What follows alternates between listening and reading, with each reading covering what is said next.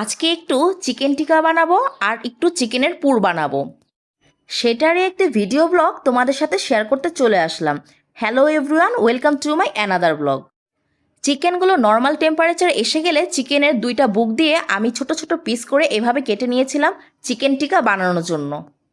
আর এই বুকের পিসটা দিয়ে আমি ছোট ছোট করে কেটে নিয়েছিলাম চিকেনের একটা পুর বানাবো। চিকেনটাকে ধুয়ে আমি কতক্ষণ ঝরিয়ে রেখেছিলাম, এখন আমি ব্লেন্ড করে নিব। এই তো আমি এভাবে ব্লেন্ড করে নিয়েছি। এরপরে আমি চলে গেলাম রান্নাঘরে চিকেনের পুরটাকে বানানোর জন্য। এখানে দিয়ে দিলাম সামান্য ধনিয়ার গুঁড়ো, দিয়ে দিলাম স্বাদ মতো লবণ, আর দিয়ে দিব অল্প একটু মরিচের গুঁড়ো। বেশি দিব না, অল্প দিয়েছি। এই পর্যায়ে আমি দিয়ে দিব একটু জিরার গুঁড়ো। এখানে মরিচ আমি অল্প ব্যবহার করেছি, কারণ তোমাদের ভাইয়া একদমই ঝাল খায় না, এই জন্য আমি অল্প ব্যবহার করেছি। তোমরা যারা ঝাল খেতে পছন্দ করো তারা মরিচের পরিমাণটা একটু বেশি রাখতে পারো। এই পর্যায়ে আমি দিয়ে দিব সামান্য একটু চিলি ফ্লেক্স।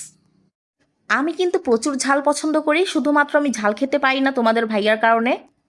কারণ কোনো কিছু তৈরি করলে সেটা যদি ঝাল হয়ে যায় তাহলে তো তোমাদের ভাইয়া খেতে পারবে না। এখানে আমি নিয়েছি রুচির ঝাল টমেটো ক্যাচাপ। এখন একটু টমেটো ক্যাচাপ আমি দিয়ে দিব চিকেনের মধ্যে। টমেটো ক্যাচাপটা আমি 4 থেকে 5 টেবিল চামচের মতো হবে দিয়েছি। চিকেনের এই পুরটা থাকলে কি হয়, মানে ইনস্ট্যান্ট একটা ঝটপট নাস্তা তৈরি করে দেওয়া যায়। ধরো বাসায় কিছু নেই, চিকেনের পুরটা থাকলো, একটা পাউরুটি থাকলো, একটা স্যান্ডউইচ মেক করে ফেলা যায়। একটু নুডলসের মধ্যেও ব্যবহার করা যায়, মানে যে কোনো কিছুতে একটু ব্যবহার করা যায়। এই তো এখন সব মশলা দেওয়া হয়ে গেলে আমি এটাকে ভালো মতো মাখিয়ে নিব।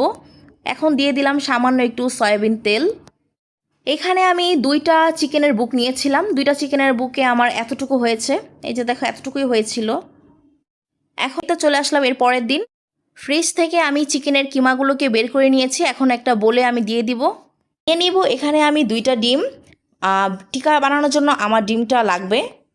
এখানে আমি 2টা ডিম নিয়ে নিয়েছি, যদি পরে আরও টিকা বানানোর সময় লাগে তখন আমি আরও নিয়ে নিব। এখন মাত্র 2টা নিয়েছি। এরপরে আমি একটু টোস্টের ক্রাম নিয়েছিলাম। এই তো দেখো আমার ডিম ফেটানো হয়ে গেছে, এখন আমি টোস্টের ক্রাম নিয়ে নিলাম।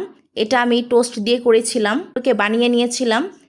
এই টিকাগুলো সেট হওয়ার জন্য আমি ফ্রিজে 1 ঘন্টার জন্য রেখে দিব, ডিপ ফ্রিজারে রেখেছিলাম। সেট হয়ে গেলে এরপরে আমি একটা জিপলক ব্যাগে রেখে দিব।